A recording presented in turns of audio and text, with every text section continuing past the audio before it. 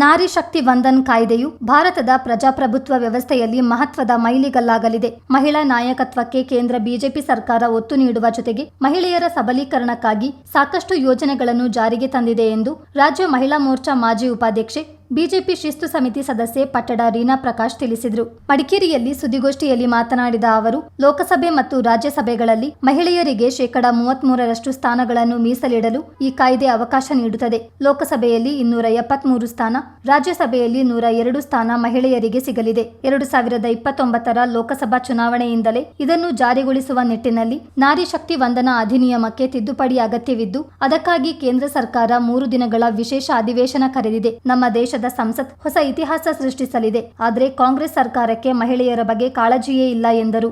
ನಾರಿ ಶಕ್ತಿ ವಂದನಾ ಅಧಿನಿಯಮ 2026 ಇವತ್ತು ನಾವೆಲ್ಲರೂ ಕೂಡ ಆ ಅದ್ಭುತ ಕ್ಷಣಕ್ಕಾಗಿ ಕಾಯ್ತಾ ಇದ್ದೀವಿ. ದೇಶದ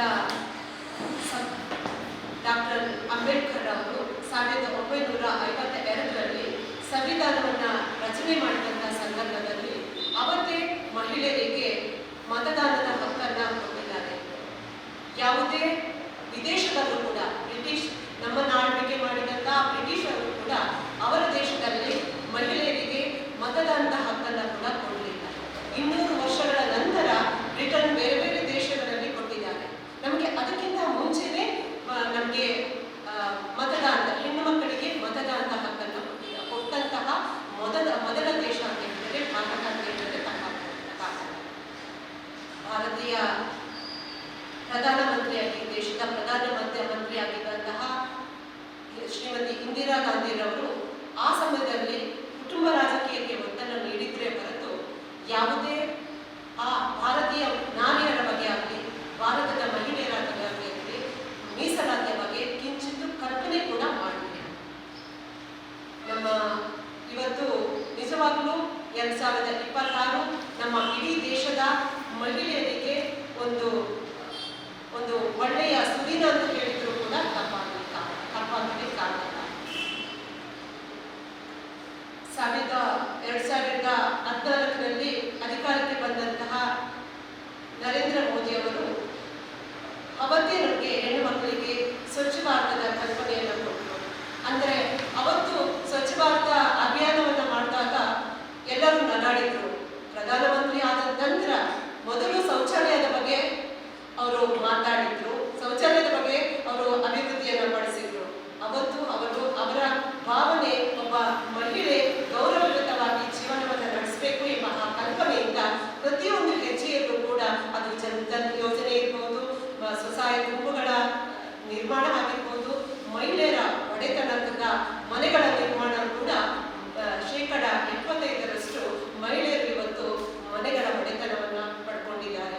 ಅದೇ ರೀತಿಯಲ್ಲಿ ಇವತ್ತು 1999ರಲ್ಲಿ ಅಟಲ್ಜಿ ಅವರ ಕನಸಾಗಿತ್ತು ಮೀಸಲಾತಿ ಕೊಡಬೇಕು ಅಂತ ಸಂಸತ್ತಿನಲ್ಲಿ ಮಂಡನೆಯನ್ನ ಮಾಡಿದ್ರು. ಅಂತ ಸಂದರ್ಭದಲ್ಲಿ ಆ ವಿಧೇಯಕದ ಕರಡು ಪ್ರತಿಯನ್ನ ಸಂಸತ್ತಿನಲ್ಲಿ ಹೊರತು ಹಾಕಿದ್ರು. 99ರಲ್ಲೂ ಕೂಡ ಪ್ರಯತ್ನವನ್ನ ಮಾಡಿದ್ರು. 22ರಲ್ಲಿ 23ರಲ್ಲಿ ಪ್ರಯತ್ನವನ್ನ ಮಾಡ್ತಾ ಬಂದ್ರು. ಆದರೆ ಯಾವತ್ತೂ ಕೂಡ ಕಾಂಗ್ರೆಸ್ ವಿರೋಧ ಪಕ್ಷದಲ್ಲಿ ಇವತ್ತಿರುವಂತಹ ಕಾಂಗ್ರೆಸ್ ಸರ್ಕಾರ ಯಾವತ್ತೂ ಕೂಡ ಮಹಿಳೆಯರ ಬಗ್ಗೆ ಚಿಂತನೆಯನ್ನು ಕೂಡ ಮಾಡಲಿಲ್ಲ. ಇವತ್ತು ನಮ್ಮ ನರೇಂದ್ರ ಮೋದಿ ಅವರು ಒಬ್ಬ ಹೆಣ್ಮಗಳು, ದೇಶದ ಮಹಿಳೆಯರು ಅಭಿವೃದ್ಧಿ, ಸಮಾಜ ಅಭಿವೃದ್ಧಿ ಆದರೆ ಮಾತ್ರ ಮಹಿಳೆಯರು ಅಭಿವೃದ್ಧಿ ಮಾಡಿದರೆ ಮಾತ್ರ ದೇಶದ ನಿರ್ಮಾಣ ಆಗುತ್ತೆ ಎಂಬ ಕಲ್ಪನೆಯಿಂದ ಇವತ್ತು ಈ ಅಧಿನಿಯಮವನ್ನು ನಮ್ಮ ಮುಂದೆ ಇಟ್ಟಿದ್ದಾರೆ. ಲೋಕಸಭೆಯಲ್ಲಿ ವಿಶೇಷವಾಗಿ ಅಂದರೆ ಜನಗಣತಿ 2011ರ ಜನಗಣತಿಯನ್ನು ತಗೊಂಡಾಗ ಅದು ಇವತ್ತಿನ ಜನಗಣತಿಯನ್ನು ಕೊಡಬೇಕು, ಯಾವುದೇ ಬೇರೆ ಬೇರೆ ಕಾರಣಗಳಿಂದ. ಕೊಡಗು ಜಿಲ್ಲಾ ಬಿಜೆಪಿ ಮಹಿಳಾ ಮೋರ್ಚಾ ಅಧ್ಯಕ್ಷೆ ಅನಿತಾ ಪೂವಯ್ಯ ಮಾತನಾಡಿ, ಮೋದಿ ಸರ್ಕಾರ ಅಧಿಕಾರಕ್ಕೆ ಬಂದಾಗಿನಿಂದ ಮಹಿಳೆಯರಿಗಾಗಿ ಹಲವಾರು ಯೋಜನೆಗಳನ್ನು ಜಾರಿಗೆ ತಂದಿದೆ. ಪ್ರಧಾನ ಮಂತ್ರಿ ಗ್ರಾಮೀಣ ಆವಾಸ್ ಯೋಜನೆಯಡಿ 72% ಮನೆಗಳು ಮಹಿಳೆಯರ ಒಡೆತನದಲ್ಲಿವೆ. ಮುದ್ರಾ ಸಾಲ, ಮಹಿಳಾ ಸಮ್ಮಾನ್ ಉಳಿತಾಯ ಪ್ರಮಾಣ ಪತ್ರ, ತಾಯಂದಿರ ಮರಣ ಪ್ರಮಾಣದಲ್ಲಿ ಇಳಿಕೆ, 26 ವಾರಗಳ ಮಾತೃತ್ವ ರಜೆ. ಲೋಕಸಭೆಯಲ್ಲಿ ಮಹಿಳೆಯರ ಸಂಖ್ಯೆ ಹೆಚ್ಚಳವಾಗಿದೆ. ಮಹಿಳೆಯರು ಪ್ರಜಾಪ್ರಭುತ್ವದ ಅಂಚಿನಲ್ಲಿಲ್ಲ, ಬದಲಾಗಿ ಕೇಂದ್ರದಲ್ಲಿದ್ದಾರೆ ಎಂದರು. ಪ್ರಧಾನಮಂತ್ರಿ ನರೇಂದ್ರ ಮೋದಿ ಅವರಿಗೆ ಧನ್ಯವಾದ ಸಲ್ಲಿಸುವ ನಿಟ್ಟಿನಲ್ಲಿ ದೇಶಾದ್ಯಂತ ವಿವಿಧ ರೀತಿಯ ಅಭಿಯಾನಗಳನ್ನು ಆರಂಭಿಸಲಾಗಿದೆ. ಅದರಂತೆ ಕೊಡಗಿನಲ್ಲೂ ಹಲವು ಕಾರ್ಯಕ್ರಮಗಳನ್ನು ಹಮ್ಮಿಕೊಳ್ಳಲಾಗಿದೆ. 9667173333 ನಂಬರ್ಗೆ ಮಿಸ್ ಕಾಲ್ ನೀಡುವ ಮೂಲಕ ಮೋದಿಗೆ ಅಭಿನಂದನೆ ಸಲ್ಲಿಸಬಹುದು. ಸಾರ್ವಜನಿಕ ಸ್ಥಳಗಳಲ್ಲಿ ಸಹಿ ಸಂಗ್ರಹ ಅಭಿಯಾನ, ಸಾಮಾಜಿಕ ಜಾಲತಾಣಗಳಲ್ಲಿ ಪ್ರಚಾರ, ಬೈಕ್ ರ್ಯಾಲಿ ಮತ್ತಿತರ ಕಾರ್ಯಕ್ರಮಗಳನ್ನು ಹಮ್ಮಿಕೊಳ್ಳಲಾಗಿದೆ ಎಂದು ಅನಿತಾ ಪೂವಯ್ಯ ಮಾಹಿತಿ ನೀಡಿದರು. ಪ್ರತಿ ಒಂದು ಚುನಾವಣೆಯಲ್ಲೂ ಮಹಿಳೆಯರು ಹೆಚ್ಚಿನ ಸಂಖ್ಯೆಯಲ್ಲಿ ಮತಗಟ್ಟೆಗಳಲ್ಲಿ ಸಾಲಾಗಿ ನಿಂತು ಮತವನ್ನು ಚಲಾಯಿಸುತ್ತಿರುವುದರಿಂದ ನಾವು ನೋಡ್ತಾ ಇದ್ದೀವಿ. ಇತ್ತೀಚಿನ ಚುನಾವಣೆಯಲ್ಲಿ ಅನೇಕ ಸ್ಥಳಗಳಲ್ಲಿ ಪುರುಷರಿಗಿಂತ ಮಹಿಳೆ ಮತದಾರರ ಸಂಖ್ಯೆ ಹೆಚ್ಚಿರುವುದನ್ನು ಸಹ ನಾವು ನೋಡ್ತಾ ಇದ್ದೀವಿ. ಇದು ಮಹಿಳೆಯರು ಪ್ರಜಾಪ್ರಭುತ್ವದ ಅಂಚಿನಲ್ಲಿಲ್ಲ, ಅವರು ಪ್ರಜಾಪ್ರಭುತ್ವದ ಕೇಂದ್ರದಲ್ಲಿದ್ದಾರೆ ಅನ್ನೋದನ್ನ ತೋರಿಸ್ತಾ ಇದೆ. ಹಾಗೆ ನಾರಿ ಶಕ್ತಿ ವಂದನಾ ಕಾಯ್ದೆ ಇದು ಇವತ್ತು ಭಾರತೀಯ ಮಹಿಳೆಯರಿಗೆ ಮಾತ್ರ ಅಲ್ಲ, ಇಡೀ ರಾಷ್ಟ್ರಕ್ಕೆ ಒಂದು ಐತಿಹಾಸಿಕ ಮೈಲಿಗಲ್ಲಾಗಿ ಮೂಡಿಬರ್ತಾ ಇದೆ. ಇವತ್ತು 14-18 ಏನಿವತ್ತು ಅದರ ಬಗ್ಗೆ ಒಂದು ಚರ್ಚೆಗಳು ನಡೀತಾ ಇದೆ. ಇದರಿಂದ ಮಹಿಳೆಯರ ಆರ್ಥಿಕತೆಯು ತುಂಬ ವೇಗವಾಗಿ ಬೆಳೆಯುತ್ತೆ. ಹಾಗೆ ಇದು ಆದಾಯ ಸಮಾನತೆ ಮತ್ತು ಅಂತರ್ಗತ ಬೆಳವಣಿಗೆಯನ್ನು ಸಹ ಉತ್ತೇಜಿಸುತ್ತೆ. ಲಿಂಗ ಅಂತರವನ್ನು ಕಡಿಮೆ ಮಾಡುತ್ತೆ. ಮಹಿಳಾ ಶಿಕ್ಷಣವನ್ನು ಹೆಚ್ಚಿಸುವುದು ಸುಸ್ಥಿರ ಮತ್ತು ಅಂತರ್ಗತ ಬೆಳವಣಿಗೆಯನ್ನು ಸಹ ಉತ್ತೇಜಿಸುತ್ತೆ. ಹೀಗೆ ಮಹಿಳೆಯರಿಗೆ ಏನು ಇವತ್ತು ಕೇಂದ್ರದಲ್ಲಿ ನಾರಿ ಶಕ್ತಿ ವಂದನಾ ಕಾಯ್ದೆ ಅನುಷ್ಠಾನಗೊಳ್ತಾ ಇದೆ. ಇದರಿಂದ ಮಹಿಳೆಯರಿಗೆ ಲೋಕಸಭೆಯಲ್ಲಿರ್ಬೋದು, ವಿಧಾನಸಭೆಯಲ್ಲಿರ್ಬೋದು, ಮಹಿಳೆಯರಿಗೆ ಚುನಾವಣೆಗಳಲ್ಲಿ ಹೆಚ್ಚಿನ ಸಂಖ್ಯೆಯಲ್ಲಿ ಭಾಗವಹಿಸುವ ಅವಕಾಶ ಪಡೀತಾ ಇದೆ.